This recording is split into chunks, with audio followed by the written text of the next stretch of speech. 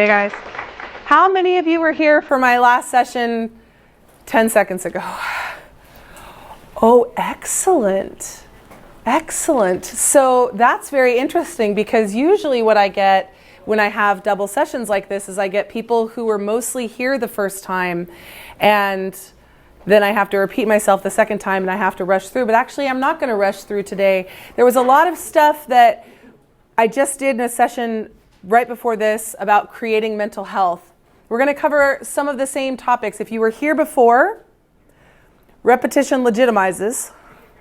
So, here we go. So take more in. See if you can make more connections this time when you hear the information because you're going to be hearing it for the second time, so your brain is going to pick different things up. I've made a huge claim for you. I've said that you're going to have a 90+% retention rate. And I mean to keep it. So music attrition out of a music class makes almost no sense to me. The only kind of attrition that makes sense out of a music program is if someone is so passionate about another thing that they leave music.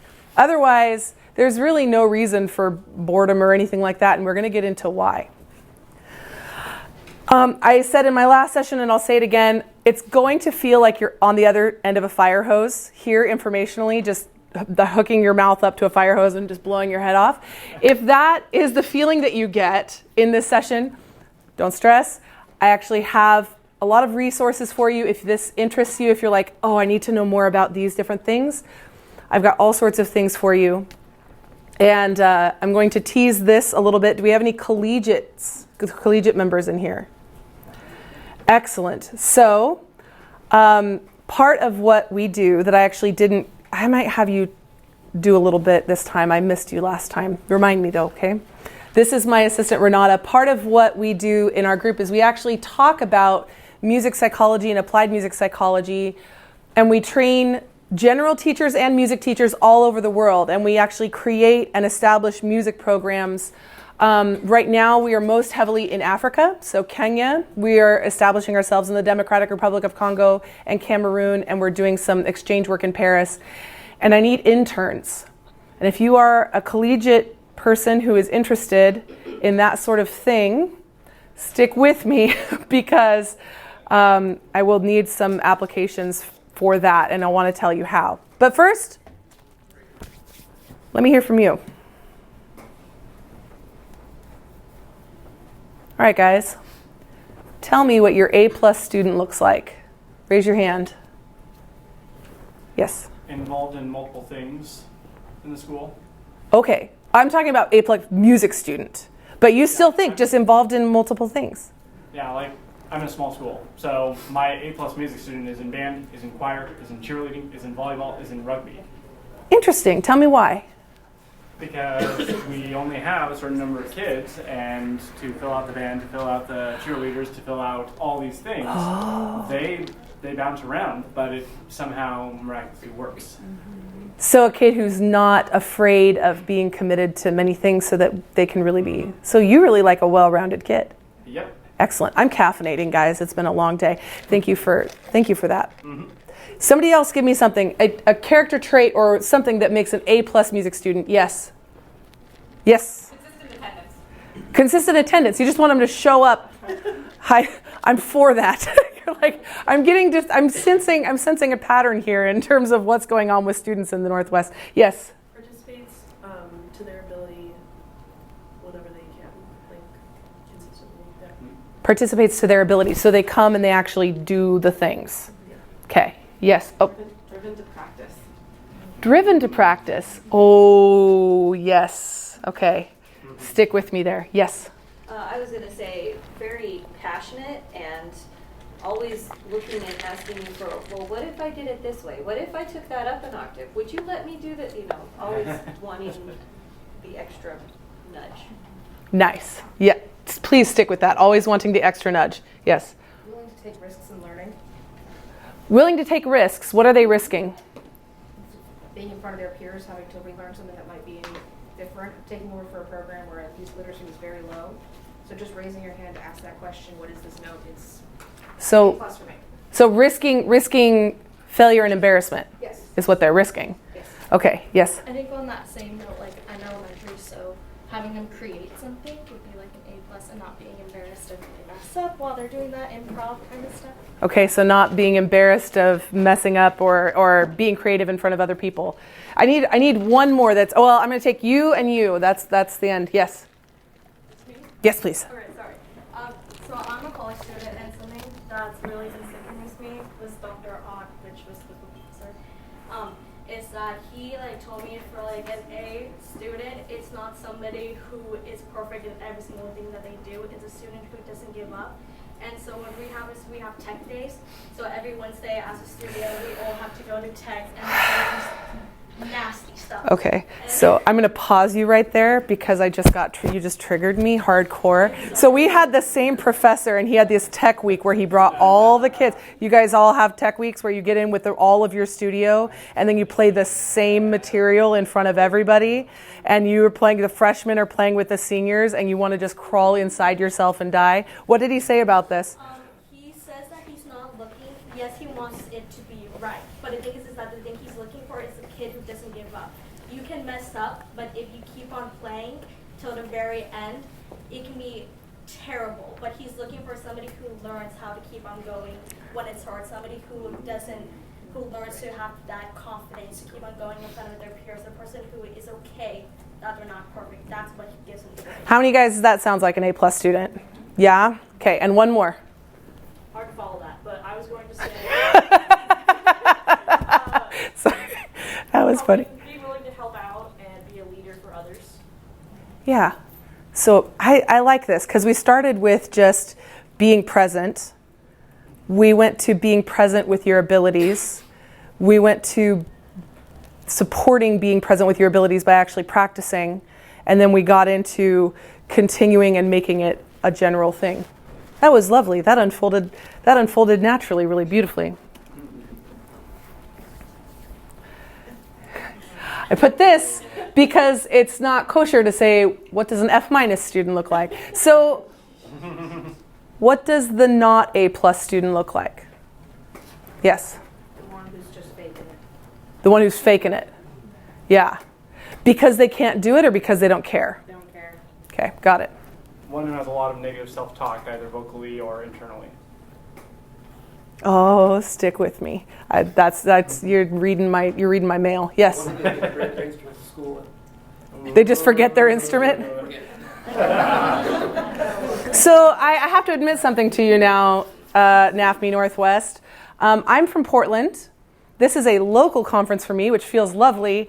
And my mother's in the audience because she wanted to see what I do for a living. And I don't need to hear any negativity about forgetting your instrument. Right at this particular moment. This is 6 a.m.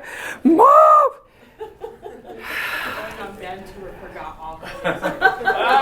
Every piece of music. Lord help me. Thank goodness that people change. All right, yes, thank you for that, though. Yes. A kid that makes up excuses at every turn. Oh, yes, I feel that one. Yes. There was a concert.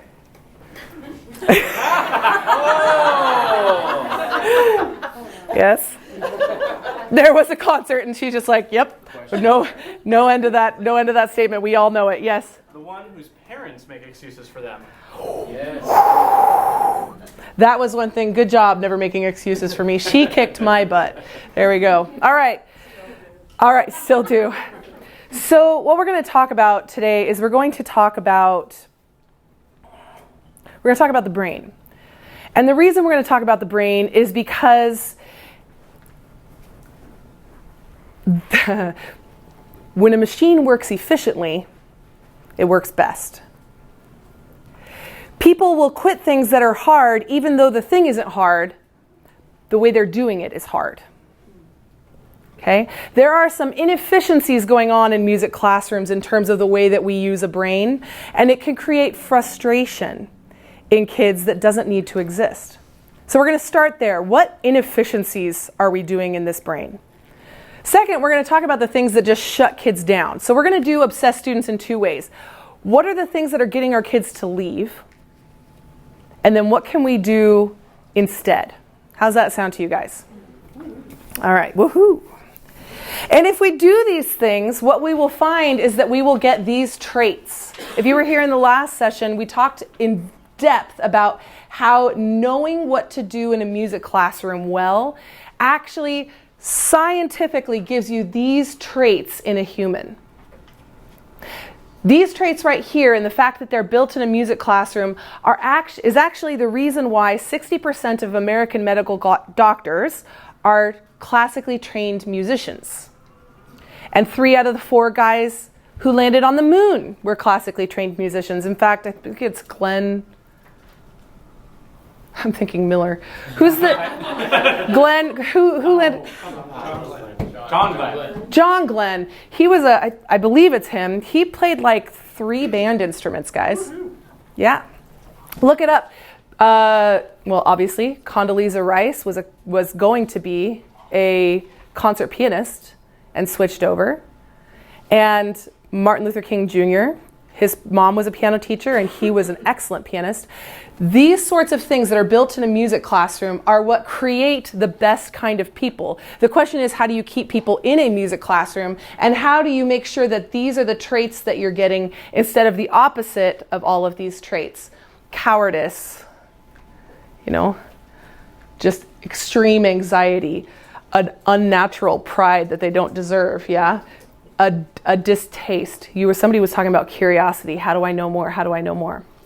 Okay, but before we get into that, we got to talk about the brain. So let's talk about this brain. Here's what I need you to know.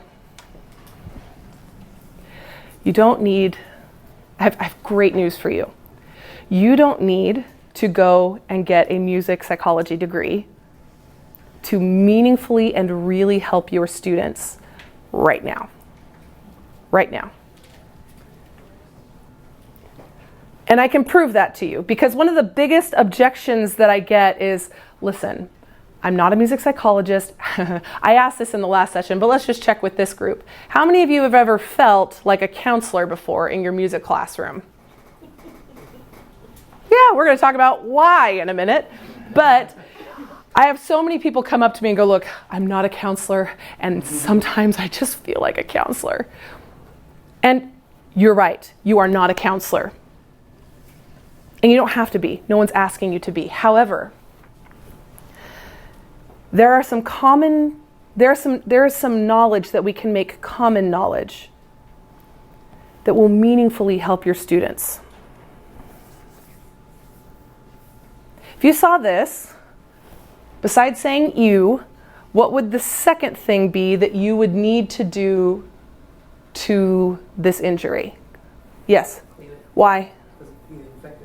What's an infection? Outside bacteria getting into the body. What's a bacteria? Microorganism. Are you a microbiologist? No. Then how do you know what a microorganism is?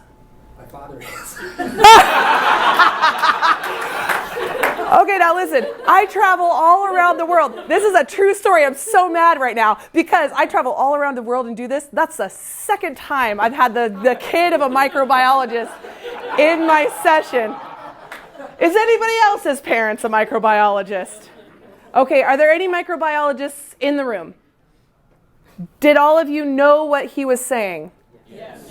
Okay, so you have without having spent an hour in a lab studying microorganisms, so bad. Without having spent an hour in a lab doing that, you all know what to do. And you have enough knowledge to be able to actually potentially save this person's life, right? Because what if this got infected? It could seriously harm this person. But you know enough to do simple procedures to be able to help, right? That wasn't always the case, by the way, and this is really important. I didn't talk about this at the last go. I have a lot of people say to me, well then, if this is true, then why haven't we always been doing it? Well, there was a time before we knew about germs, right? There's a time when germs were called germ theory. We know a lot more now than we ever have done about music psychology, and it's because we now have videos that we can take of brain function. But that machine is like 25, 30 years old. So all this information, it's new, So you guys are at the cutting edge. You guys are on the tip of the wave here of something brand new in music education. All right. Now, we're just going to break it down to 3 parts of the brain. That's all you need to know. First one, take the heel of your hand, put it on your temples, and then cover up your forehead like this. Okay, if you were going to go an inch deep from there, that's the area that we call the forebrain. If you are thinking a thought, if you are thinking, it's happening here. When you talk about your mind, have you made up your mind? Or you need to get your mind right? You're only talking about this part of the brain. If I ask a student, what's the name of this note? And they say A, it's coming from this part of the brain. It's not a lot, guys. In fact, this right here, this left side of the brain, about the size of your thumb on your left side, that's as much as you get for language creation. You can look it up. It's called Broca's area. This is what you get. It's about, in terms of surface area, it's just tiny. Surface area is what gives you the amount of intelligence that you have. So the more surface area, the more intelligence. And that's what you get. That's the power that you get for creating language. This, so if you were to take your knuckle like this and put it, do this real cool looking thing. I was in Kenya recently and I was like looking at some animals and they were doing a mating dance, and as I was just thinking. So too ADHD for this. So anyway, that's all you get. This is all you get for language comprehension.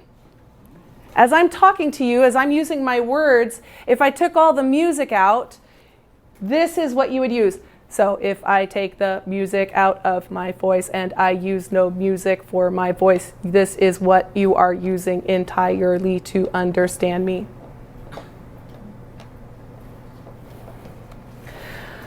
That's your forebrain. Okay, now the hindbrain. The forebrain thinks, the hindbrain moves.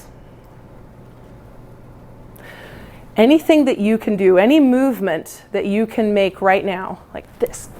Sorry, I'm very tired. Any movement you can do now that you couldn't do the day that you were born, has been uploaded and practiced into this part of the brain. This is an incredibly powerful part of your brain. Do you see how tight these folds are? They're extremely tight. This part of the brain has as much surface area and therefore as many neurons as all the rest of it. Yeah, 10% of the total mass, good reaction. 10% of the total mass and 50% of the total neurons. Incredibly powerful. So the forebrain thinks, the hindbrain moves. By the way, this is where muscle memory lives. Please stop using the term muscle memory. It doesn't live there, it lives here, yeah? Now this is the midbrain. In the last session, I buried the lead a little bit, and I asked people what they thought was most important, the forebrain, the hindbrain, or the midbrain.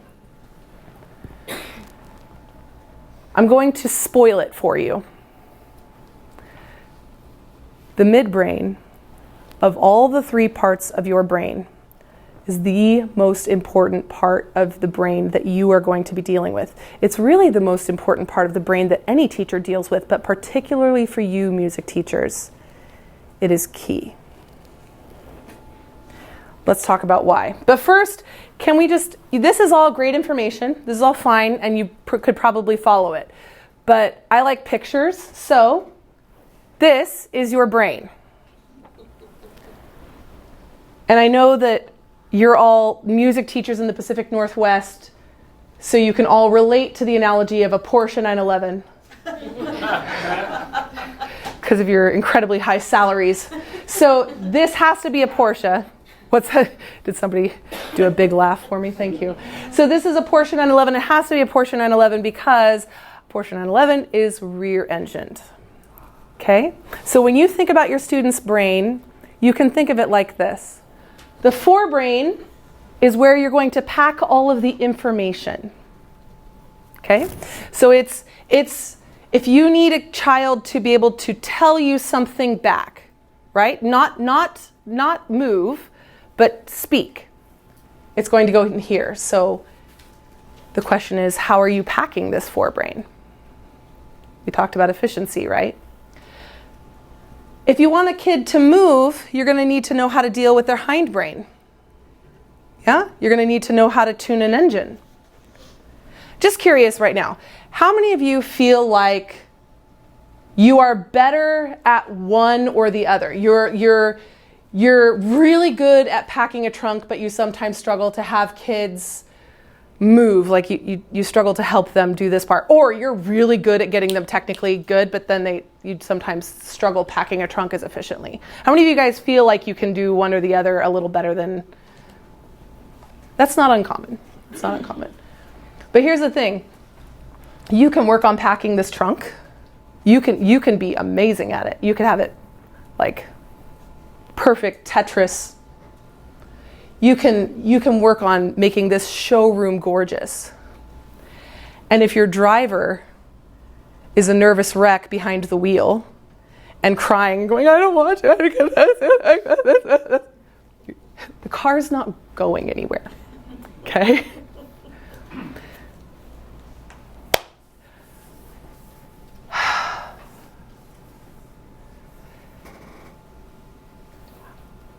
My guess is that you already kind of know what I'm going to say, but let's talk about it anyway. Your midbrain is where your emotions live. Emotions are natural reactions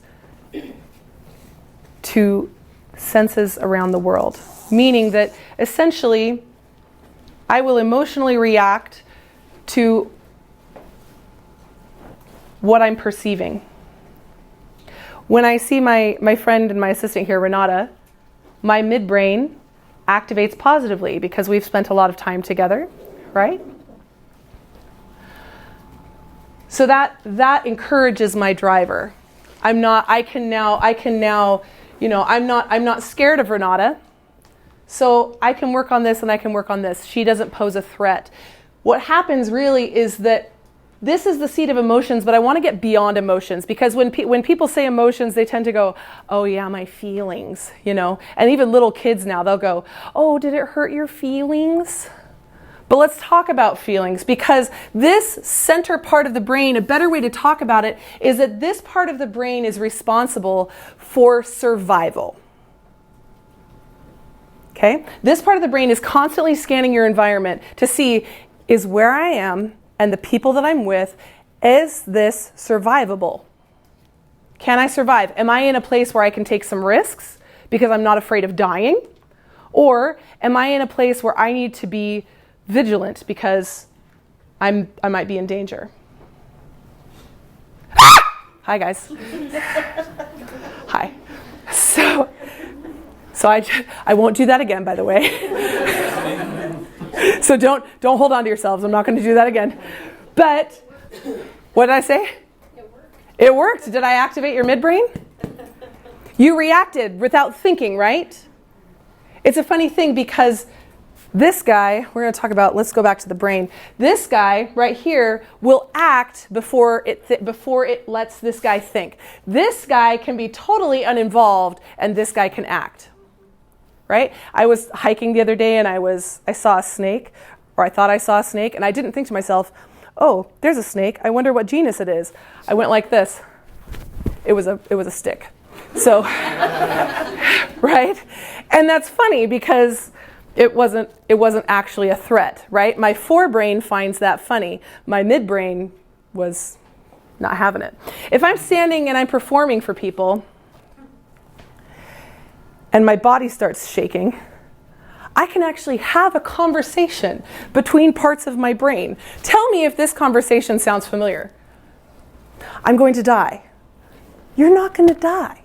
Why are you making the body shake? Because we need to run. We need to run right now.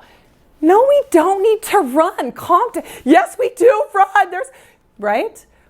So I can be there shaking, asking myself, why am I shaking? This is not. Yeah? Okay. So let's move on to, now that we know the brain, what I'd like to do is I'd actually like to talk about inefficiencies. Okay? And the first inefficiency I want to talk about is bad treatment of the midbrain. Okay? This right here will cause attrition, and I don't even really need to describe it. I'm just going to show you. Who is the bravest person in this room?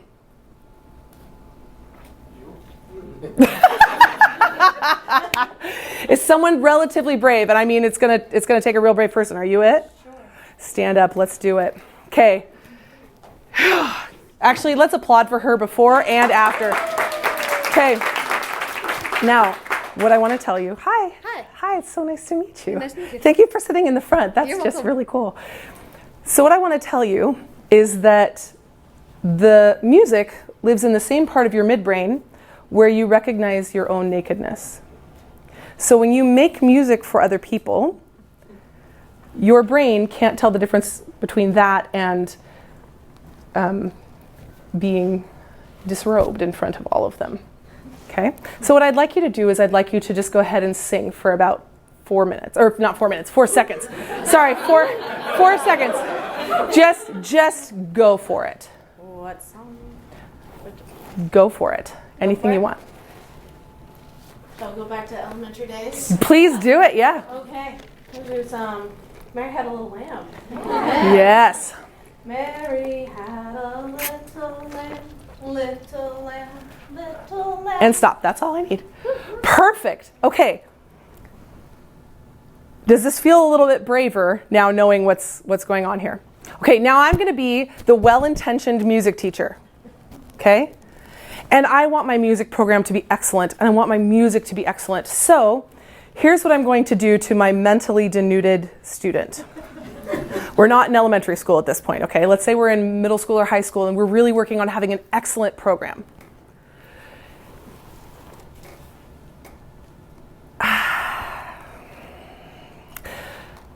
I can tell you tried your best. Okay, so think of it as though I am describing not just her song, but her self. Are you sure you worked on this? I just feel like, I saw them the other day, and if you could just be more like them, because this isn't really working, but I'm sure we can make this work. So we'll just work our hardest and see what we can do, okay? You guys want to come back to music class? No, it's a huge cause of attrition. That was incredibly brave. Can we just thank her again? That was so well done, beautifully done. That's a huge cause of attrition, guys. And notice that I didn't say a jerk music teacher. I said a well-intentioned music teacher who is looking to get the best out of their students. Yeah. Would you like to see... Okay, so I just showed you the negative. Would you like to see the positive? Yes. Megan, you willing to stand up again? Sure. Let's do this. Okay, here's what I want you to do. I'm going to coach her beforehand just a little bit instead of just saying. Here's what I want you to do. I want you to look directly between and up of those two things. Okay. And I want you to pretend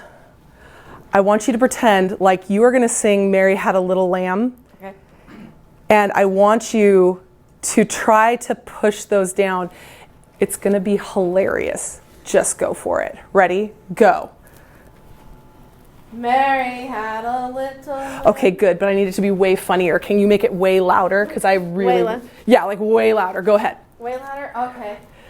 Mary had a little lamb, little lamb, little Yeah. Do some more. Go. Keep going. I lost my spot on the... Yeah. Yeah, do it Do it again. Start from the beginning. No. Mary had a little lamb. This feast was Was white as perfect. Go sit down. We're going to talk about it. I'm going to tell them about it. Okay, good. Yes. Okay. All right. So I told you that this midbrain is set up for survival, right? For children, rejection is a survival thing. There's a better word for that. I just lost it.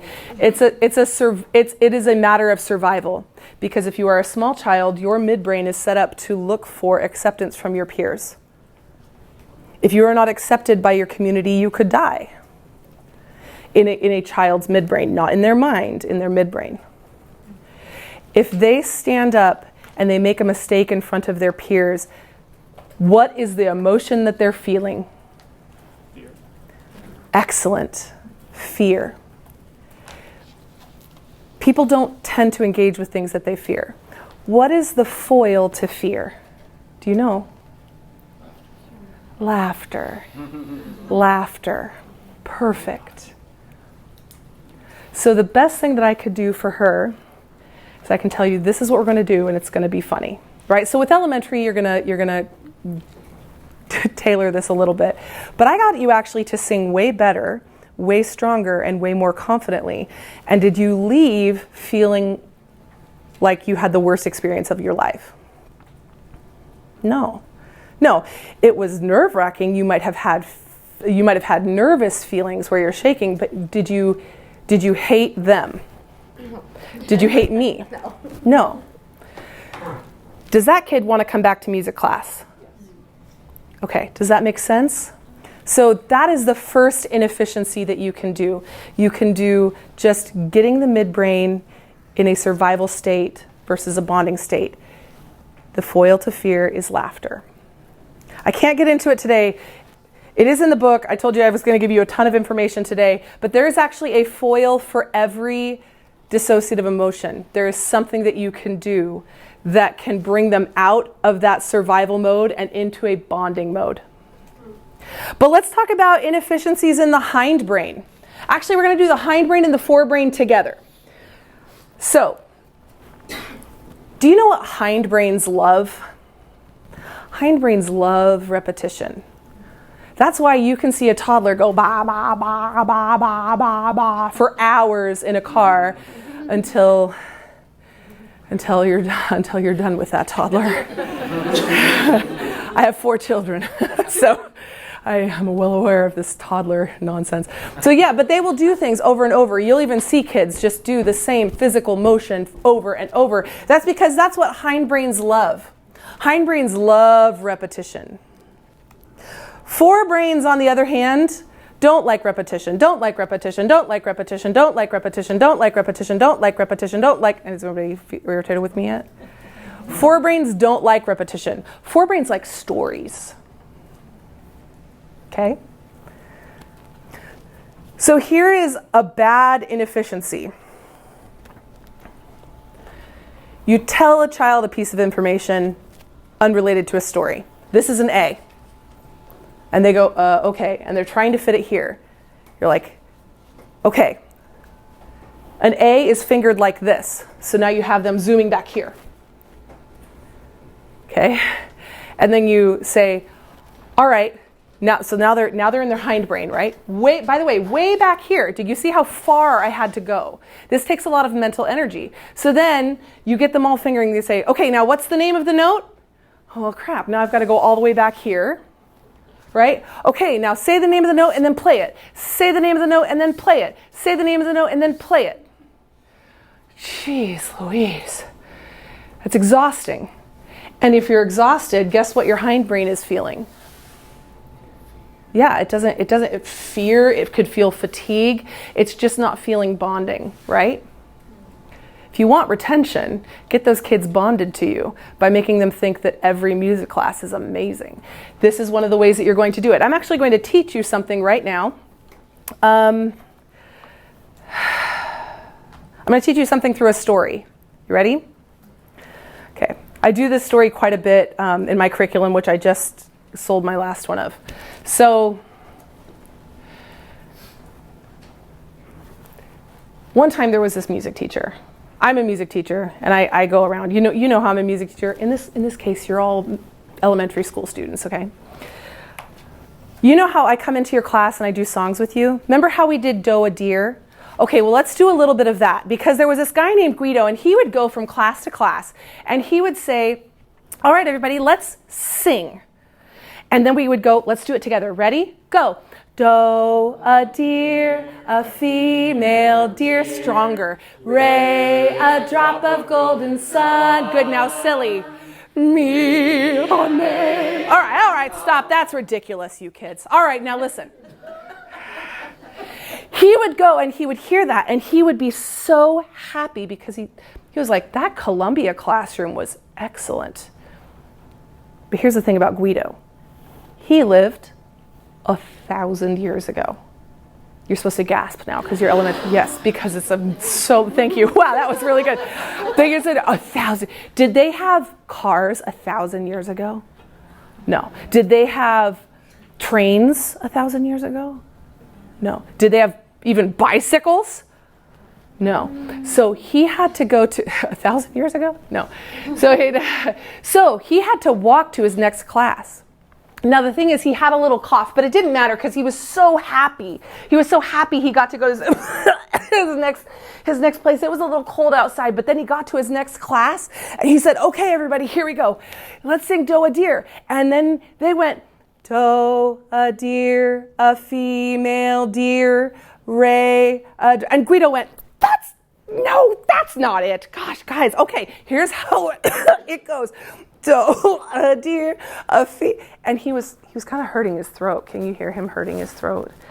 But he made it through, and everybody was singing it right. And then guess what? He had even another school to go to, and it was really cold and rainy, and his voice really wasn't working. And he went to the next school, but he was still excited. He thought maybe it would work. And so he went, okay, everybody, let's sing Doe a Deer. And they went, Doe a deer, a female deer, Ray, a drop of golden sun. And he couldn't sing. He was so, could you imagine how sad he was? And he went, if only there was a way I didn't have to sing all these notes for them and I could just show them how to do it. And what did he see?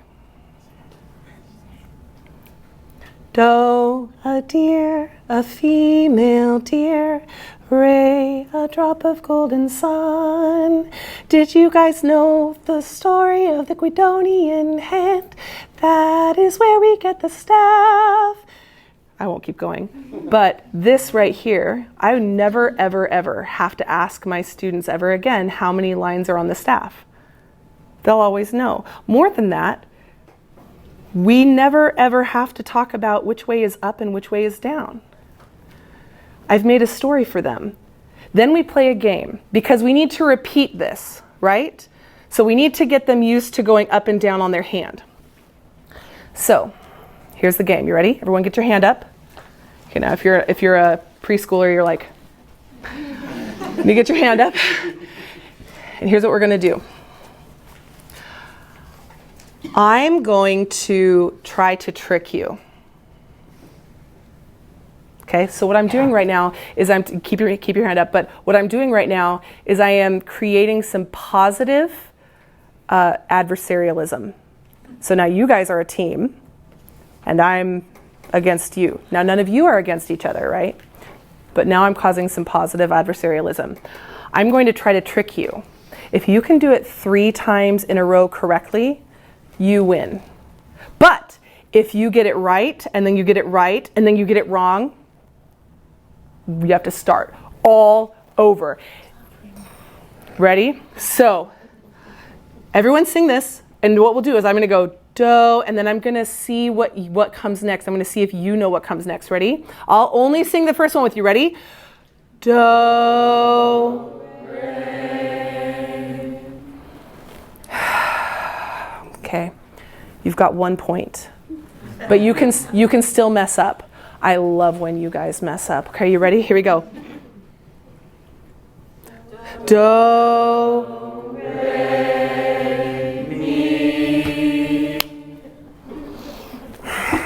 How did you know that? Okay, all right, here we go. Shake your hands out. By the way, shaking your hands out activates the midbrain for understanding. The more you can get the or not the midbrain, the hindbrain, it gets it ready. Okay, disoriented and coming back. Do, re, mi, fa. Okay, fine, you won that game. And then, what do you guys think? Do you think they want to keep going? Yeah. Okay. But I'm sorry, we're all done. That was all we could do for today's class. So, and then what do you think they're doing? Okay. So in this way, this is how you get more retention. You actually stop the class. This is a midbrain hack. You stop the class before they want it to be done, right? Because then they're always like, wait, I wanted to do more music. Wait, I wanted to do more music. You're talking about practicing. This is something you can actually do at the higher levels too. You get them practicing using a game. All a game is a storified repetition, right? So if you teach a concept with a story for the forebrain, you create a game that goes along with it, so they have to repeat a skill, but they do it in a game context. You've created a situation where practicing is actually fun. You don't throw games at a forebrain, by the way. The forebrain doesn't really, it's like, okay, it likes stories. You don't tell a story to a hindbrain, that's bad efficiency, right? But if you do this right, then what happens is you're all of a sudden that teacher. It's like, yes, it's music class. Do you guys all see this? Does this make sense to you? Okay, so actually what I'm going to do now, I covered all the inefficiencies. Activating the midbrain for survival. What does the hindbrain like? Repetition. What does the forebrain like? Stories. Good. And if you tell stories to the midbrain, or if you tell stories to the forebrain, the midbrain feels? Happy. Yeah. If you tell stories to the hindbrain, how do you think the midbrain feels? If you give repetition to the hindbrain without using stories, how do you think without using stories. So if you don't use any story and the forebrain is just left to fly. Or sorry, if you don't use any games, pardon me. If you try to use repetition in the hindbrain without any gamification, and the forebrain is just left to fly in the wind, what kind of signals does the forebrain give to the midbrain? Bored. Oh, bored. Oh, you guys knew that really, really quickly. Yeah? Okay. For the sake of time, because I love to take questions, and because I have lots of books I don't want to take home, I'm going to go over what I have for books, and then I want to take questions because that's kind of the most key part of this. So let me get through my whole blah, blah, blah, da, da, da, da, da. Okay. So, hypothetically, all right. This book is everything I've been telling you plus more, plus more, plus more. This is the Bible it's basically social emotional learning for precisely and only music. Okay? This is the illustrations book. It goes with this. I use this all the time with students, telling the students, this is what's going on in your brain. Okay? I have some of these left. These two, I don't have any left. So this one is actually the story I just told you, that's in this curriculum. We're using this all over the world, and it's working very well. This is an advocacy book, so to give to your administrators, but we don't have any left, so I can't sell it that hard. But essentially it is if you want your administrators to know what you heard today and to see the importance of it, that's the book for them. Collegiate people, raise your hand again. Okay. This is training. If you are a working music teacher, this is CE credits. I know you're getting them here today as well, but if you're looking for more CE credits, message me. I have a code for $100 off. It's only $149, but only for the people in this session. So let me know. If you're a collegiate person and you are interested in that internship that I was talking about before, if doing this is like, hey, I really, really like this, I'd like to learn more about how to share this with people, how to train, how to do all that stuff. I'd love to know more about an internship. You have to do this before you can apply for the internship, because I need people who can train and who can work in this space. But it's a traveling internship, just so you know, like it's a lot of traveling. So if you're not into that, don't apply. But that's the sort of thing we're doing here. All right, so now I've done that. If you're interested in the book, this is the stuff you need to know. If you want to know more about anything, go here. Now I can take questions. Yes? How well do you find that this translates to like middle school and high school? Because it seems like this is a little bit elementary focused, but does it work? It was only elementary focused because I only did an elementary version. But yes, everything that I just told you about brain efficiency actually becomes more important in middle school. And the issue with high school is, by high school you've got a bunch of negative self-talk because they've gone through brain inefficiencies, and a teacher, unknowing and well-intentioned, does something with them, and then they get the feeling, if I'm not getting this, it must be because I'm not smart enough. But it might just be a brain inefficiency sort of thing. And so by the time they get to high school, you have to actually undo a lot of that stuff. And when you have to undo it in college, it's a whole other kind of tragedy. Yeah. Or what they've done is they've frightened their midbrain into a lot of work, which is called burnout. Like eventually, right? Scaring your, like, I'm going to answer this. It's long form, and then I'm going to stop. So, in education, sometimes we talk about the carrot. The carrot is a reward that pulls you forward, or a stick, right?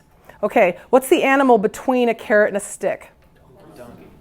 Are any of your students asses? I mean, let's not, okay. Oh yeah. Yeah, you're like, uh-huh.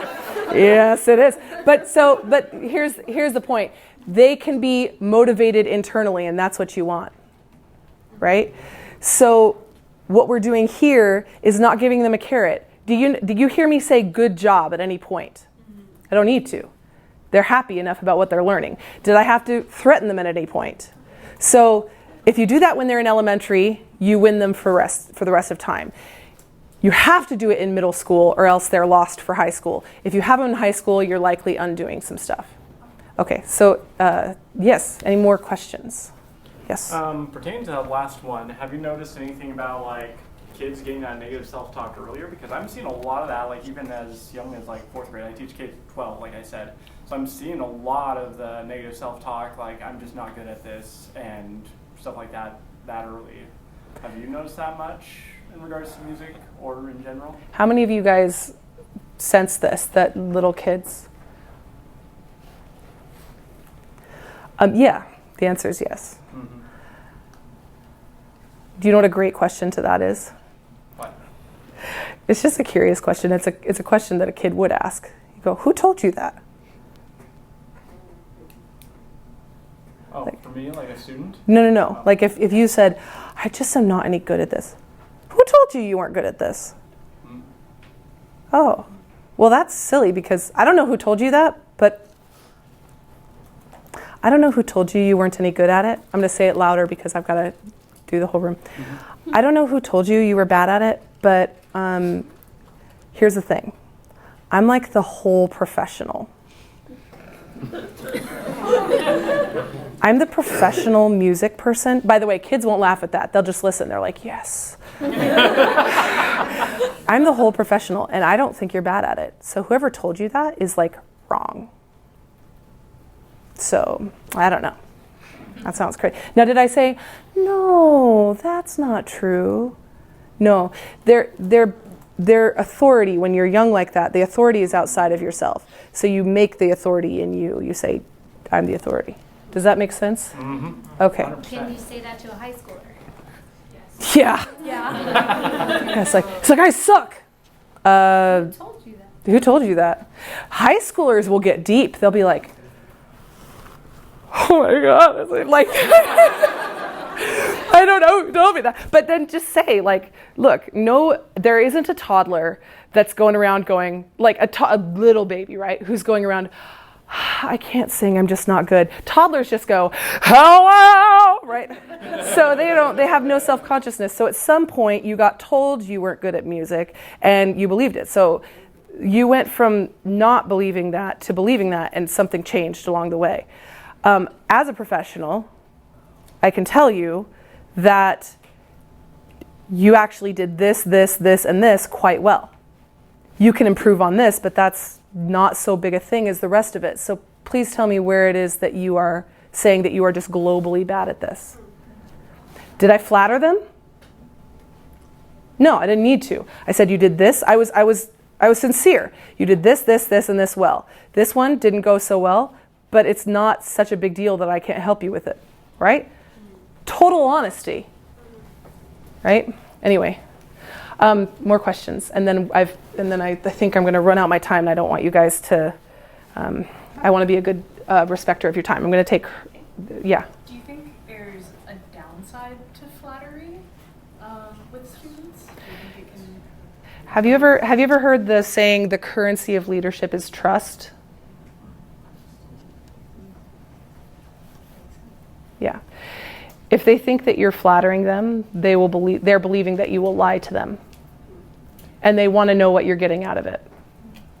Does that sound accurate? Okay. So tell them the truth. Tell them the truth exactly. And be conscious of it. Don't be like, this went really badly, without also saying, this went well. I think actually that you can do that well, but you're having a moment right now where you can't do it well. Does that make sense? Because sometimes you make mistakes not because you're a terrible player, but because you're having a moment. Are you having a moment right now? Because that didn't go the way it usually goes. Or it seems like, let's try another one, where a kid is just really actually struggling. Say, actually start with this. You seem to be, like if I'm alone with a kid, right? You seem to be struggling. I can help you. Do you trust me? And they have to tell you. And they have to tell themselves too, do I trust this person? Right? So do you trust me that I can help you? Because I can help you. I will help you. Right? It's a different sort of thing. Does that make sense? I think you had a question. How do you use this idea to help when you've got the kid, like the super gifted kid who's never screwed up, and then all of a sudden they screw up and it's just going to blow everything they're done? You know, in that moment, like. Uh-huh.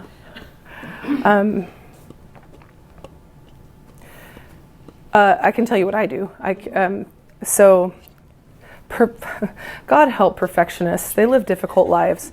So here's why. There's three legs on the stool of a good musician, right?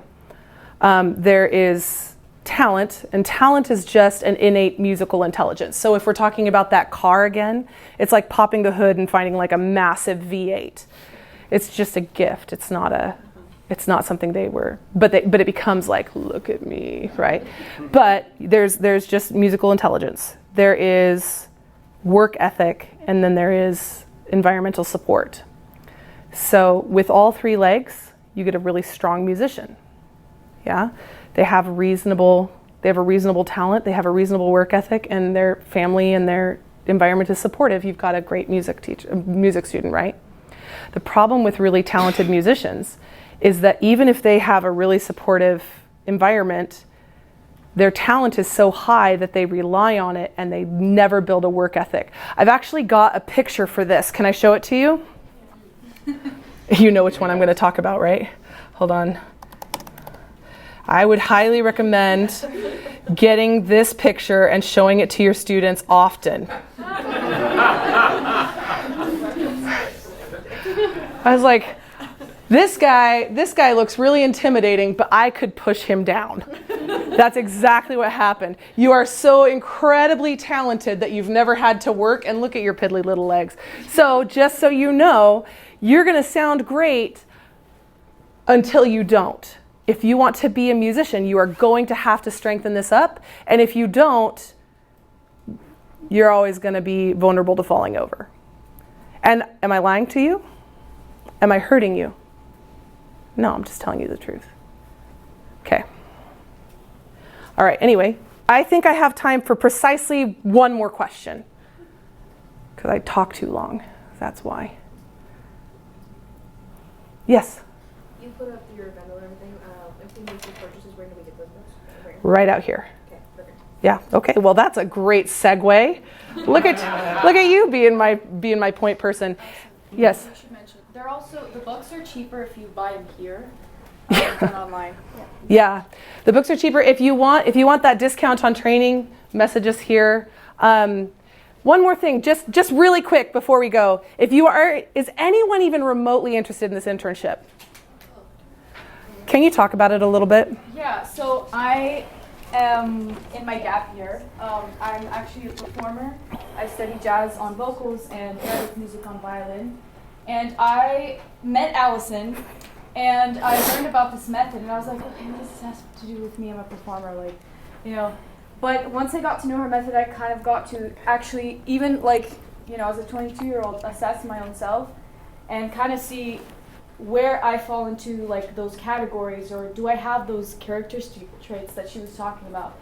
And even as an adult, as a musician, when I got to learn about those methods, I got to learn that we can access our own brains once we learn how to do that. And then I also got very interested into, you know, kids and how can I help children, because I also started doing like a private studio lesson thing. And I was like, does this work? So when I tried it, I was like, this works! This is crazy! Also, I got to go to Kenya with Allison and meet a bunch of teachers. I got to feed giraffes. Feed giraffes. You can That's all we promise you. Join the internship, do the work, and you can feed giraffes. That's the byline, guys. That's the main thing. It's actually it's really. You liked. I loved Kenya. Yeah. She even ate goat, guys. That's a big deal. And I don't like meat. Yeah. So she was like, yeah, let's do this goat thing. So yeah, if you'd like to join us, we'd love to have you. We're looking for applicants now to build out the next 2 or 3 years. All right, we will meet you out there with books and things. Thank you so much, everyone.